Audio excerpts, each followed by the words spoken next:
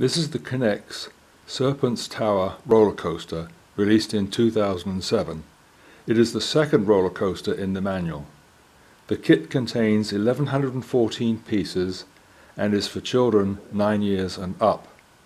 Most pieces are the larger and stronger classic K'NEX parts, with the rest being micro K'NEX.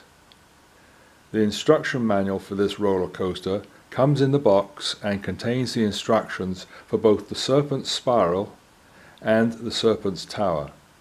A third version is also available on the web called Bonus Idea.